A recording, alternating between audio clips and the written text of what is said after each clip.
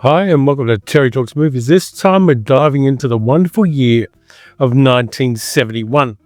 And we're doing two American movies, both made by Columbia Pictures. One made in New York, one made in Los Angeles.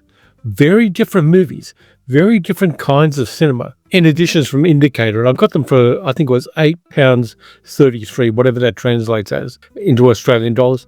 Like I said, very different films, telling different stories from two different viewpoints. The first one is Sidney Lumet's The Anderson Tape, starring Sean Connery, Martin Balsam, and Christopher Walken in his first big film role. And then we're zip panning across to the other coast for Cisco Pike, starring Chris Christopherson in his first film role, and Gene Hackman and Karen Black and Harry Dean Stanton, and a whole bunch of other cool people. So that's what I've got for you this time. A couple of films that reflect the era in which they were made, but in two very different ways. I'm trying to work out which one to start with, but I think I will start with The Anderson Tapes. Very slick techno thriller, directed by Sidney Lumet, a fantastic Quincy Jones soundtrack in this one. And it's very slick. It's a story of a guy called Duke Anderson, played by Sean Connery, who's just spent 10 years in Rikers Island for burglary. And he's got out and he plans a heist where he and his crew are going to rob an entire apartment building in New York City, full of rich people. Go through every apartment, take everything worth getting, and getting the hell out on Labor Day weekend. The reason he's going to do this is his girlfriend, Ingrid, played by Diane Cannon, lives in one of the apartments. His girlfriend's actually a kept woman by another man, played by Richard Shaw. And basically she's a sex worker who is available to this wealthy man whenever he chooses to visit her. But suddenly Sean Connery comes back, and there's a nice meet cute when they get together. I haven't been late in over 10 years. 10 years? Well, 10 years, 3 months, 8 days. Shit. But there are things that neither Ingrid nor Duke know about the apartment. So Duke gets financing from the mafia, in this case personified by a guy called Angelo, played by comedian Alan King, who finances the deal because he's going to get 50-50 cut with Duke and his crew. And Duke gets together a crew. He's got two people he was in jail with. One is an old guy called Pop, who was in jail for 40 years for killing a cop and just can't function in the world of 1971 when he went in 1931. And the other one's a young guy who's a tech expert who knows locks and knows safes and knows electronic alarm systems, played by a very young Christopher Walken. Now, the crew's got together is interesting. We have Martin Balsam as the antiques expert that they get into case the joints. And his character's a camp gay guy with a fairly obvious toupee. I know. You've come to tell me you've had the operation. Duke, look at you, dear boy. You should be so lucky. Don't get snippy with me, you bitch. It'll put lines in your forehead, what there is of it. The interesting thing about the film is it's not pejorative about gay people. He and Duke have met in prison. They get on really well. His sexuality is really not an issue for Duke at all. He also gets a wheelman who's a black guy. But then we get the cuckoo in the nest. Angela tells him, you got to have this guy's socks on your crew, played by Val Avery. He's a psychopath, he's violent, he's out of control, he can't be trusted. And I want you to kill him. That's the proviso for getting the funding for this gig. Duke tells his crew that we're going to have to kill this guy at some stage. And they go, okay. Some of them say, yeah, I'll kill him. Because he's basically a psychotic asshole. And he is the one who ultimately leads to the outcome of the movie. The other aspect of this film that's kind of interesting is all through the planning and execution of this heist, the crew and the people that they interact with are under surveillance. When Duke and his crew get out of prison, they're under surveillance at the train station. When he talks to Angela, they're under audio surveillance by the FBI and the IRS. And everywhere he goes and everything he does, he's under some kind of visual or audio surveillance. Even the apartment that he shares with Ingrid, the man who actually owns the apartment and is financing Ingrid, has a place wired for sound with a voice-actuated tape recording system in the basement. So it's a kind of paranoid movie about the surveillance state as much as it's anything else. The whole lot of it is recorded by third parties who each don't know that the other is surveilling things. And ultimately, when the resolution to the movie happens, they all wipe their tapes because all of their tapping is illegal, whether it's the IRS or the FBI or the CIA or any of the other groups that have an interest in the parties concerned. None of their surveillance is legal, which is kind of interesting. And it does have that paranoia about it in the same way, but to a lesser extent and to a different purpose than Francis Ford Coppola's The Conversation about 3 years later. And you get all of these montages of 1970 surveillance technology, big clunky tape recorders, big clunky video cameras, cine cameras, the whole lot, all going on as a background to this heist that Duke and his crew are putting together. And none of them know they're being watched, but all of them are most of the time. And if they're not being watched, they're being listened in on. And that makes it a weird film in a lot of ways. These days we accept ubiquitous surveillance as a fact of life, and certain steps can be taken to avoid it. In fact, while I'm talking to you, my phone is listening in on what I say and giving that data to who the hell knows who. I just accept that. There's no advantage they can take from that because I don't have any money to spend. The Anderson tapes is very slickly done, beautifully directed by Sidney Lumet, who also worked with Sean Connery a couple of more times, most notably in a movie called The Offense, which is incredible. If you haven't seen Sean Connery in The Offense, you should check that one out.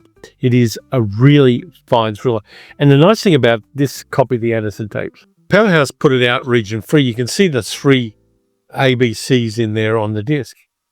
Region free. It does have some extras in it, one of which is quite unusual as well. There is an audio commentary with filmers starring Glenn Kinney and a Super 8 version of the movie, a cut down 17-minute long version of this film, which was made for Super 8 so people could own a copy of it back in the 1970s. That's on here as well, which is really weird. There's an original theatrical trailer and there are subtitles as well. The Anderson tapes is really a time capsule of the concerns of the time. There are a lot of shots of New York City as it was in the 1970s, but fewer than you'd think, because this one concentrates very much on character and the different members of the crew and the people they interact with, the mafia guys, the people watching them, all of the surveillance state people that are watching them, and a private detective who's got Ingrid's apartment wide up. And there's a really interesting, intimate moment between Duke and Ingrid, which tells us a lot about her character. Her character, who could be considered, to use a cliche, a whore with a heart of gold, but she isn't. And there's an intimate moment between her and Duke, which tells you a lot about Ingrid, how she sees the world and who she is. And that then informs a decision that Ingrid makes later in the movie. Interestingly enough, at the time the movie was being made, Diane Cannon and Sean Connery were a horizontal item together. And that intimacy they had in real life informs the way they play their roles. There's a kind of groundedness and an earthiness to the interactions between the two characters that I found very interesting in this film. Christopher Walken does a good job. He has a confidence as a young actor. He's playing against the biggest star in the world in some way, Sean Connery, who had just jumped off the James Bond bandwagon and was doing interesting films at the time, like the Molly Maguires and later on Zardos. He'd already made one film in New York City, A Fine Madness, which is a kind of screwball comedy starring him and Gene Seberg, which did no business. But Connery was a big star at the time, and Walken plays off him and with him incredibly well. And Martin Balsam, giving us what could be considered a cliched character, a gay antique dealer, does it in a way that's not insulting to people who are on the rainbow. But I hadn't seen this one for a very long time. I think I saw it on VHS a long, long time ago and didn't appreciate it quite as much as I appreciated it this time. But enjoyed that one. Like I said, 1971 East Coast film, which unfortunately has an ending I don't particularly like. Oh, go take a look at her room. Take a look at what she reads. The story of O. 73 years old and all she's got to think about is sex. Then we go to the West Coast for a film that's from a very different cultural viewpoint. Made in the same year, released by the same company, Columbia, Cisco Pike, the first movie that Chris Christopherson starred in. Now, Chris Christopherson as an actor was a bit hit and miss for a lot of people, but this is a perfect role for him. He plays Cisco Pike, pop star of the 1960s who's gone to jail for drug dealing and got out of jail. He's with his girlfriend Sue, played by Karen Black, living in Venice, California. And he gets contacted by a police detective called Holland, played by Gene Hackman, who was the guy who arrested him. In fact, he's arrested him a couple of times. Now, Cisco wants to get out of the drug dealing business. He wants to get back into music. He's got some demo tapes out to some people he has connections with. He knows everybody in Hollywood, particularly everybody who smokes dope. And Holland comes up to him and says, I'm going to arrest you again, unless you do this deal with me.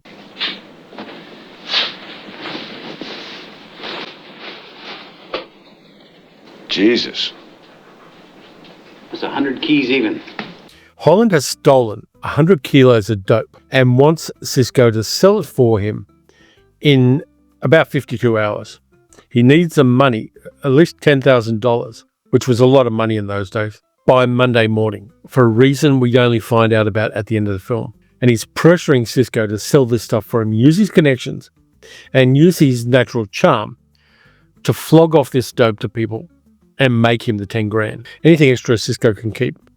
But Holland needs the 10 grand by Monday morning for a very personal reason. Now, Cisco doesn't want a dope deal anymore. It's not a world he wants to be in as far as it's concerned, but he's pressured and he can't avoid that pressure. Sue doesn't want him to deal with dope. She wants him to concentrate on his music. They've got an okay relationship together, though there are some strains in it. And he goes on this odyssey through 1971, or actually 1970, Los Angeles. And this is one of those movies where the location is very much a character. We see him going to all sorts of different places. Along the waterfront, he goes to the Troubadour, which was a nightclub of the time where a lot of acts played. He goes to the Hollywood Hills, to the homes of the very rich. He goes to a junkyard. He talks to a guy in a place that rents and sells musical equipment and tries to sell his guitar. And that character is played by Roscoe Lee Brown, who was on a career high at that time, because I just finished watching one of his other movies, The Liberation of L.B. Jones, which is a very interesting film I should talk about on the channel at some stage.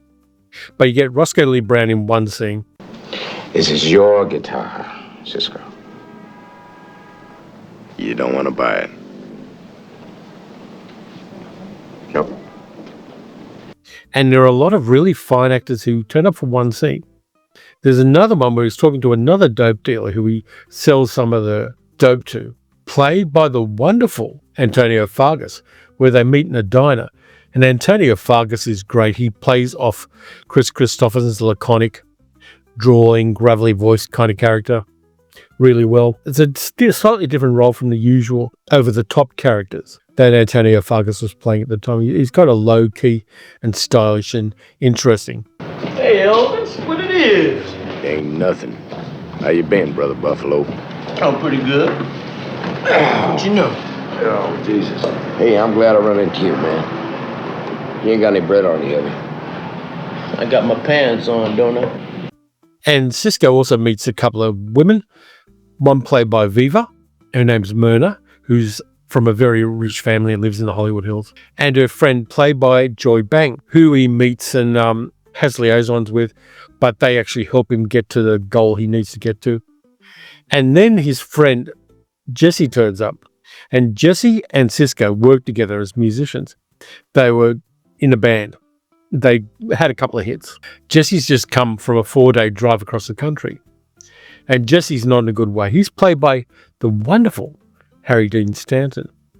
And Jesse's messed up. Jesse wants Cisco and him to do some gigs and to rebuild their careers again. And Cisco wants that too, but he doesn't think Jesse's up to it because Jesse's a heroin addict. And Jesse is messed up as hell. But they've got this close rapport. They're good friends. Even Sue likes him. And there's some really nice dialogue scenes between Jesse and Cisco where Chris Christopherson and Harry Dean Stanton obviously have a good rapport together. I'm worried about when we get up on that stage again under those lights, man. You know, the wrinkles. I don't know. Maybe it don't look too good. It ain't your goddamn body they're after, man. It's your soul. And we learn more about the characters. We learn more about Jesse's arc as a character and how he's not going to make it. And that then plays into the end of the movie. There's actually a ghostwriter that helped out with this film as well. A guy who went on 3 years later to make one of the best movies in cinema, Robert Towne, the writer of Chinatown, amongst other things, did a ghostwrite on this script. And he's the one who brought in Holland, the policeman played by Gene Hackman, and frames the rest of the narrative. Cisco's journey traveling around Los Angeles is framed by the impetus that Holland gives him to sell this dope. Gene Hackman wanted to do this movie because he was just about to hit with The French Connection. He hadn't quite peaked. It was released while he was making this film. But he wanted to be on the West Coast because his wife was there for business. And so he wanted to spend time with his then wife. And so he made this film. His character is very different from Popeye Doyle. There are things about Holland that Popeye Doyle doesn't have. And they're two very different kinds of cops. And Holland is corrupt. But he's corrupt for a very salient reason that then plays into the way the movie ends. One of the other things about this that blew me away when I realized it, Jesse gets one of his friends who's got a truck to help him transport the dope and to sell it to various people. That friend is played by one of the iconic people of the hippie counterculture of the 60s and 70s, Wavy Gravy, who was the MC at Woodstock and gave us a wonderfully evocative line at Woodstock of, "There's always a little bit of heaven in a disaster area." He plays the friend in this. And I didn't realize because he was using his real name. But he's in there as well. There's just so much layering of counterculture here. You got Karen Black, you got Viva, who was part of Andy Warhol's Factory. You got Joy Bang, who was a cult movie actress at the time. You got Antonia Fargas. You got Gene Hackman. You got Chris Christopherson. You got Karen Black. You got all of these people who were part of that renaissance of American cinema and that total evolution of American cinema in the 1970s. In Cisco Pike. I don't know why this movie is not better known. It is really a part of that. You can make a really good double feature between Easy Rider and Cisco Pike. They've got a lot of the same zeitgeist about them. Cisco Pike takes place right at that pivot point where the counterculture on the west coast of America was shifting from psychedelics and marijuana to heavier drugs like speed and heroin. And the arc of the film, particularly Jesse's arc, reflects that pivot in drug use and the way drug use changes the atmosphere of a counterculture. Of the two, that's a good film. I like that. It's very professional. It's very slick. It's very Hollywood. This one's not very Hollywood. This one's very countercultural. This one sits with the rebels who changed cinema in Hollywood in the 1970s, whereas this one's a lot more old school. Sidney Lumet came out of episodic TV and anthology TV in the 1950s and has a very different viewpoint to the people who made this film.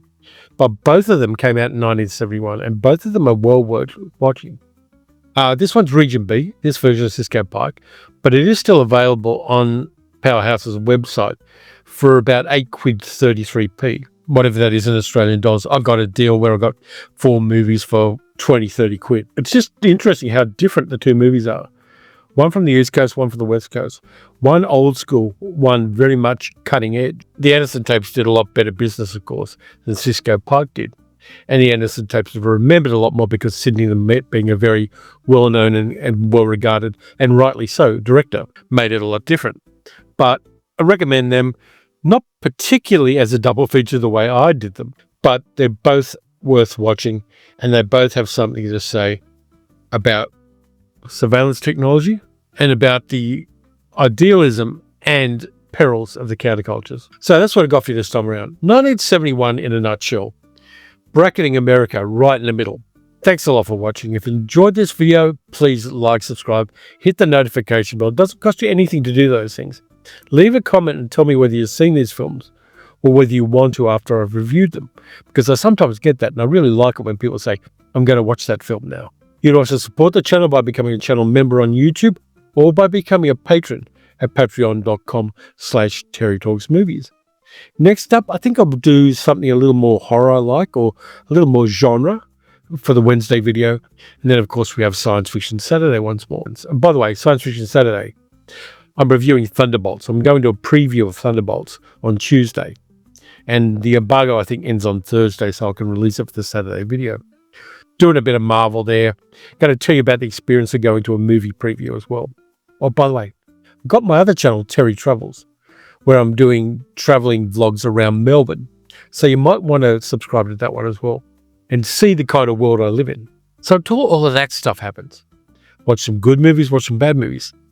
Watch some 1971, and I'll catch you next time.